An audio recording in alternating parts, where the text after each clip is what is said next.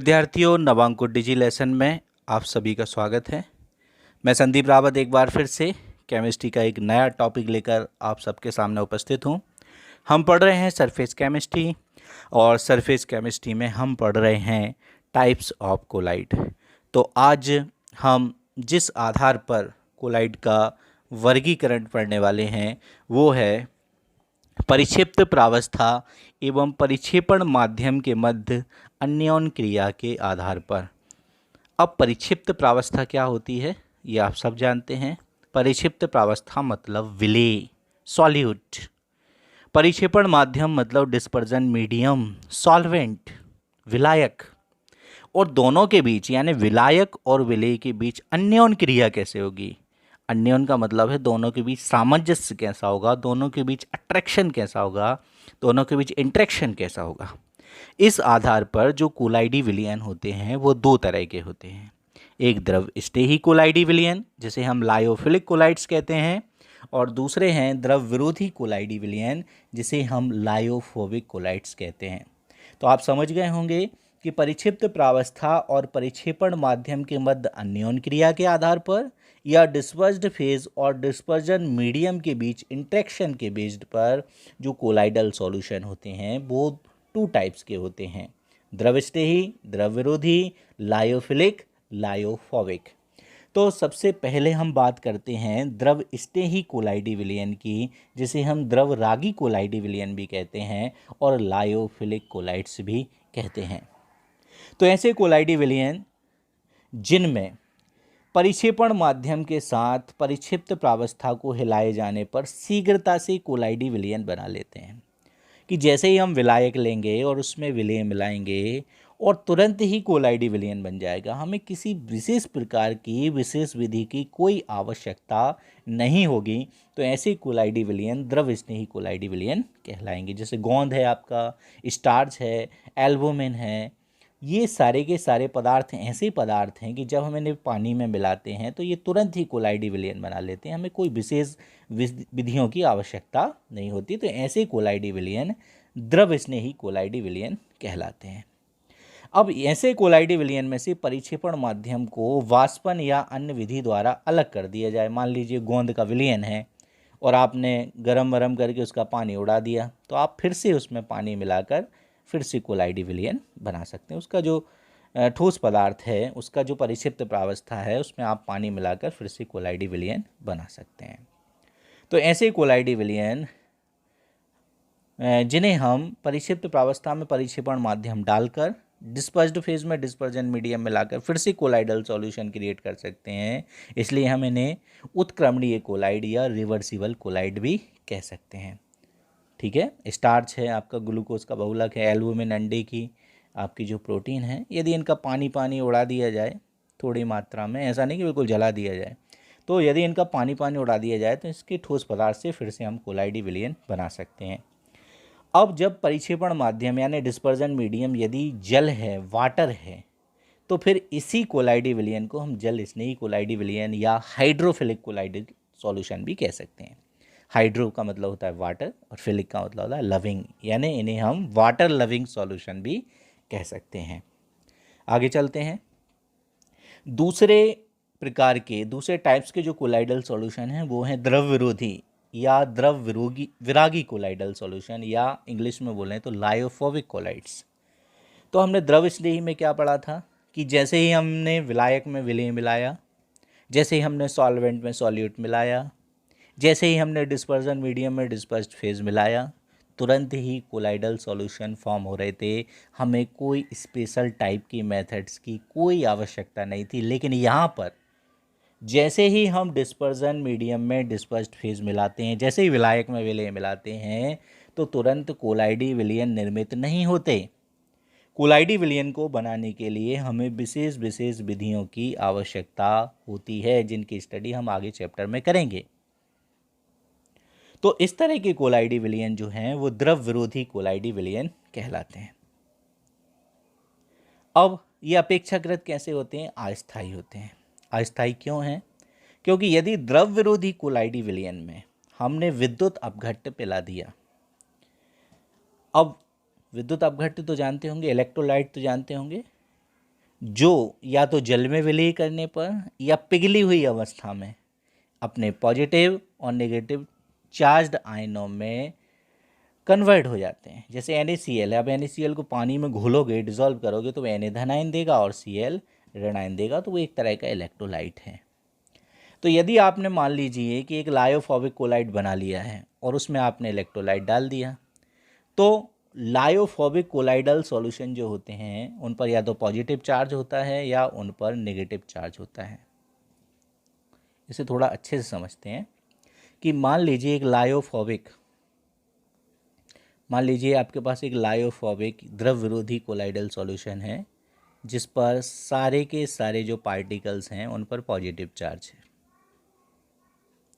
और यदि आपने उसमें इलेक्ट्रोलाइट मिला दिया, इलेक्ट्रोलाइट मतलब जिस पर पॉजिटिव चार्ज भी है और नेगेटिव भी है, तो होगा क्या कि जैसे इलेक्ट्रोलाइट मिलाएंगे तो इलेक्ट्रोलाइट का जो नेगेटिव है वो पॉजिटिव चार्ज पार्टिकल्स के चार्ज को कैसा कर देगा, न्यूट्रलाइज कर देगा, उदासीन कर देगा। तो उदासीन होने से ये कोलाइड पार्टिकल कहाँ बैठ जाएंगे, तली में बैठ जाएंगे। इस घटना को हम कहते हैं स्कंदन। इस घटना को हम कहते हैं स्कंदन या कोएगुलेशन। यदि अंग्रेजी में बात करें तो इसे हम कोएगुलेशन भी कहते हैं। तो जो द्रव विरोधी कोलाइडल सॉल्यूशन होते हैं उन पर पॉजिटिव चार्ज भी हो सकता है या उन पर नेगेटिव चार्ज भी हो सकता है। मान लीजिए कि ये आपका द्रव विरोधी कोलाइडल विलयन है और सारे चार्ज कैसे होते हैं, नेगेटिव नेगेटिव होते हैं, और हमने इसमें कोई इलेक्ट्रोलाइट मिला दिया होता, तो इस बार इलेक्ट्रोलाइट का जो पॉजिटिव है वो कोलाइड पार्टिकल के नेगेटिव चार्ज को न्यूट्रलाइज करते हैं और वो कहाँ बैठ जाते, तली में बैठ जाते हैं, उनका प्रेसिपिटेशन हो जाता, अवक्षेपण हो जाता। तो जो कोलाइडी कण होते हैं उनके अवक्षेपण की घटना स्कंदन कहलाती है, कोएगुलेशन कहलाती है। तो कुल मिला के कहने का मतलब ये है कि ये अस्थायी हैं। अस्थायी क्यों हैं? क्योंकि इनका स्कंदन, इनका कोएगुलेशन आसानी से हो जाता है, जबकि द्रविस्नेही कोलाइडी विलयन जो थे उनका स्कंदन, उनका कोएगुलेशन आसानी से नहीं होता, इसलिए इनकी कंपैरिजन में वो स्टेबल थे, स्थायी थे, ये अस्थायी हैं। और आगे चलते हैं कि यदि आपने इनसे किसी भी तरीके से इनका डिस्पर्जन मीडियम, इनका परिक्षेपण माध्यम अलग कर दिया और फिर से आप कोलाइडी विलयन बनाना चाहें तो फिर से कोलाइडी विलयन नहीं बना सकते। इनकी डिस्पर्स्ड फेज से फिर से कोलाइडल विलयन बनाना आसान काम नहीं है, इसलिए इन्हें अनुत्क्रमणीय कोलाइडी विलयन भी, इर्रिवर्सिबल कोलाइडल सॉल्यूशन भी कहते हैं। और जब परिक्षेपण माध्यम यानी कि डिस्पर्जन मीडियम वाटर हो तो इन्हें जल विरोधी या हाइड्रोफोबिक कोलाइडल सॉल्यूशन भी कहते हैं।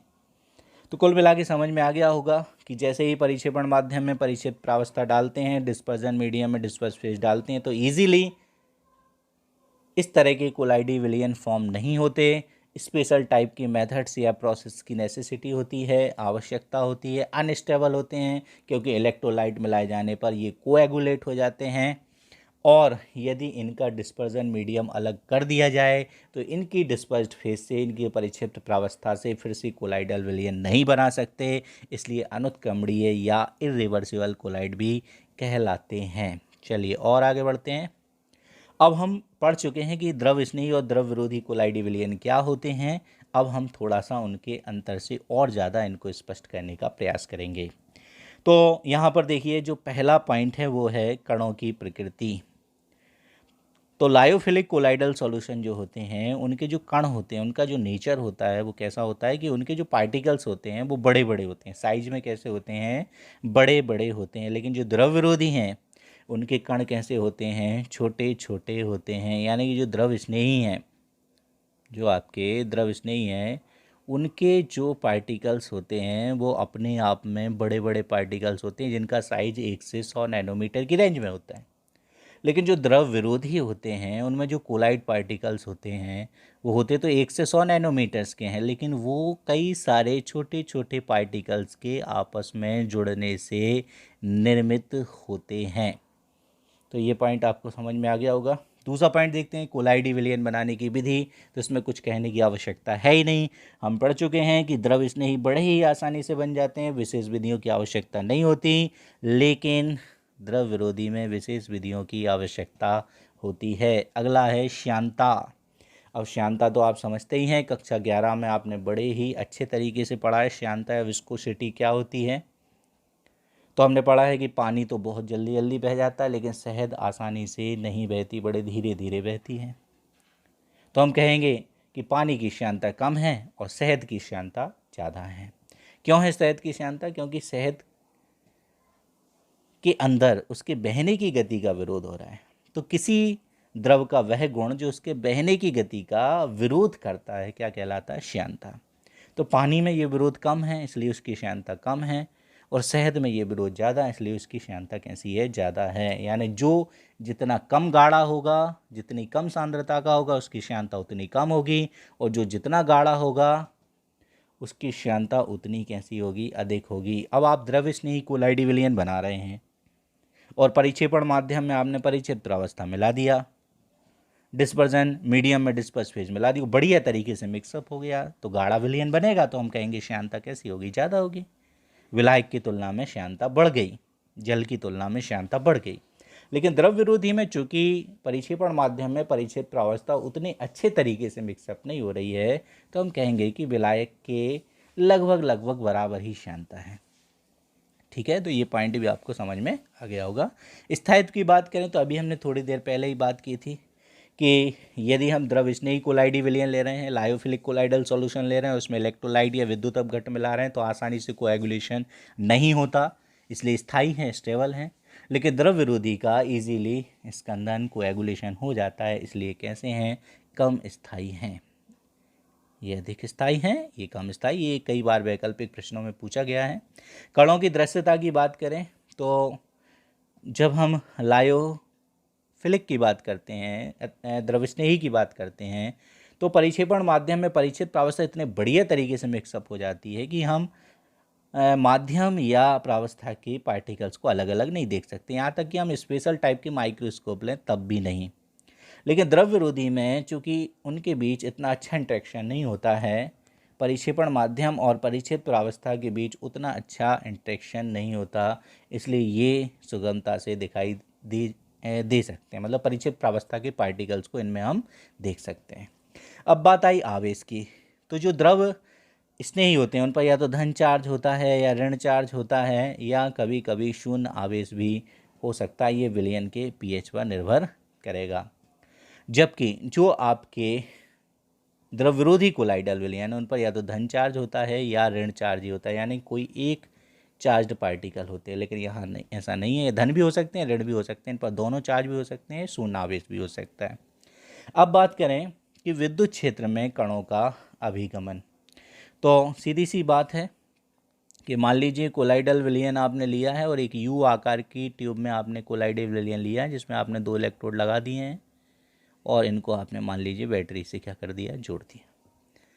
अब यदि दोनों तरह के पार्टिकल्स हैं तो ऋण वाला जो पार्टिकल है वो पॉजिटिव इलेक्ट्रोड की ओर जाएगा, और जो पॉजिटिव है वो नेगेटिव की तरफ, और जो नेगेटिव है वो पॉजिटिव इलेक्ट्रोड की ओर जाएगा। तो जब भी हम किसी कोलाइडल सॉल्यूशन को एक यू आकार की ट्यूब में लेते हैं और उनमें इलेक्ट्रोड लगाकर इलेक्ट्रिक करंट फ्लो करते हैं, तो कोलाइड पार्टिकल किसी एक इलेक्ट्रोड की तरफ जाकर माइग्रेट होकर अपना आवेश ख़त्म कर लेते हैं और यू आकार की ट्यूब में नीचे बैठ जाते हैं। तो यहाँ पर हम बात कर रहे हैं कि विद्युत क्षेत्र में कणों का अभिगम है। तो चूँकि दोनों तरह के यदि चार्ज हैं तो किसी भी दिशा में जा सकते हैं, और यदि शून्य चार्ज है तो इनका माइग्रेशन नहीं होगा। लेकिन चूंकि इन पर या तो पॉजिटिव चार्ज होता है या नेगेटिव चार्ज होता है, यदि कोलाइड कण पर पॉजिटिव चार्ज है तो नेगेटिव इलेक्ट्रोड की ओर जाएंगे, और नेगेटिव है तो पॉजिटिव इलेक्ट्रोड की ओर जाएंगे। तो इनका डायरेक्शन किसी एक दिशा में होता है, उनका डायरेक्शन दोनों दिशाओं में हो सकता है या किसी भी दिशा में नहीं हो सकता है। अब बात करें प्रकृति की, तो ये हम जान ही चुके हैं कि एक तो स्थायी होते हैं, स्टेबल होते हैं, ऊपर से रिवर्सिबल होते हैं। यानी आपने यदि डिस्पर्जन मीडियम या परिक्षेपण माध्यम हटा दिया तो फिर से परिक्षेप्त प्रावस्था से कोलाइडी विलयन बना सकते हैं। लेकिन इसमें ऐसा नहीं है, अगर डिस्पर्जन मीडियम हटा दिया तो डिस्पर्स फिर से कोलाइडल सॉल्यूशन नहीं बना सकते। तो ये है रिवर्सिबल और ये हैं इरिवर्सिबल। अब बात आई पृष्ठ तनाव की, तो इनका पृष्ठ तनाव जल से कैसा होता है? कम होता है। पृष्ठ तनाव तो आपने देखा ही है, 11वीं क्लास में हमने पढ़ा था सरफेस टेंशन, कि मान लीजिए पानी रखा है और उसकी सरफेस कैसी है, बिल्कुल सीधी की सीधी है। तो वो क्यों है? क्योंकि सरफेस के जो पार्टिकल्स हैं उन पर नीचे के पार्टिकल्स से एक टेंशन काम कर रहा है, एक तनाव काम कर रहा है, जिससे द्रव के पृष्ठ की सतह खिंची हुई झिल्ली के समान व्यवहार कर रही है। इस टेंशन को, इस तनाव को हम पृष्ठ तनाव, सरफेस टेंशन कहते हैं। अब यदि सरल भाषा में कहें तो हम ऐसा कह सकते हैं कि एक उदाहरण से समझते हैं कि मान लीजिए आप सुबह ब्रश करने जाते हैं और ब्रश ना करके आपने केवल कुल्ला कर लिया, तो क्या आपका मुंह साफ होता है? नहीं होता। क्यों नहीं होता? क्योंकि मुंह के अंदर जो गंदगी लगी हुई है, मुंह के अंदर जो चिकनाई है, उस चिकनाई के बीच आकर्षण कैसा है? ज़्यादा है, जो पानी के साथ बाहर नहीं आ रहा है। तो हम कहेंगे चिकनाई का पृष्ठ तनाव कैसा है? ज़्यादा है। लेकिन जब हम टूथपेस्ट से ब्रश करते हैं तो जो पेस्ट है वो चिकनाई के बीच के आकर्षण को ख़त्म कर देता है, पृष्ठ तनाव को कम कर देता है, और वो सारी गंदगी पानी के साथ पेस्ट की उपस्थिति में बाहर आ जाती है। इसका मतलब क्या है कि जो हमारा पेस्ट था उसने मुंह की गंदगी के पृष्ठ तनाव को कम कर दिया। तो जब एक पदार्थ के अंदर दूसरे पदार्थ के कण आकर क्या हो जाते हैं? मिक्स हो जाते हैं, तो पृष्ठ तनाव कैसा हो जाता है? घट जाता है। अब सॉल्वेंट है और सॉल्यूट मिला रहे हैं, और सॉल्वेंट के अंदर सॉल्यूट अच्छी तरीके से मिक्सअप हो गया, यानी सॉल्वेंट के बीच सरफेस टेंशन घट गया। लेकिन जो द्रव विरोधी है, जो लायोफिलिक है, उसके अंदर सॉल्वेंट के अंदर सॉल्यूट उतने अच्छे तरीके से मिक्सअप नहीं हो रहा, इसलिए सॉल्वेंट के पार्टिकल का अट्रैक्शन उतना ख़त्म नहीं हो रहा है जितना लायोफिलिक में हो रहा था। तो हम कहेंगे कि इसमें जो सरफेस टेंशन है उसमें कोई विशेष परिवर्तन नहीं आया, इसलिए सरफेस टेंशन जल के इक्वल ही है, जल के बराबर ही है। विलायकीकरण की बात करें तो हमें पता है कि बड़े ईजी वे में सॉल्वेंट के अंदर सॉल्यूट डिज़ोल्व हो जाते हैं, और इसमें आसानी से विलायकीकृत नहीं होते, आसानी से डिज़ोल्व नहीं होते हैं। ये रिवर्सिबल होते हैं, बार बार पढ़ रहे हैं, और ये इरिवर्सिबल होते हैं। बात करें एग्जाम्पल की, तो जो आपके लायोफिलिक होते हैं उनके एग्जाम्पल हो गए आपके जिलेटिन, गोंद, स्टार्च, ग्लू। जिलेटिन जानते हैं एक तरह का प्रोटीन होता है, कैप्सूल के ऊपर जो आवरण होता है वो जिलेटिन का ही बना होता है। गोंद आप जानते ही हैं, स्टार्च आप जानते ही हैं, एक तरह का ग्लूकोज का बहुलक है, ग्लू गोंद है। स्टार्च जो है वो आलू चावल में पाया जाता है। ये सारी चीज़ें आपके सॉल्वेंट में मिलकर कोलाइडल सॉल्यूशन बनाती हैं। और जब द्रव विरोधी की बात करें तो जितने भी मेटेलिक सॉल्ट होते हैं, मेटल के सल्फाइड होते हैं, मेटल के हाइड्रोक्साइड होते हैं, मेटल के क्लोराइड होते हैं, वो मोस्टली द्रव विरोधी लायोफिलिक कोलाइडल सॉल्यूशन क्रिएट करते हैं। तो आशा करता हूँ कि आज के इस लेक्चर में आपने द्रव स्नेही और द्रव विरोधी के बारे में, लायोफिलिक और लायोफोबिक कोलाइडल सॉल्यूशन के बारे में अच्छे से जानकारी हासिल कर ली होगी। आज के इस वीडियो में जितने भी वैकल्पिक प्रश्न बन रहे हैं उनको तैयार करें और अपनी नोटबुक में उनको नोट करें।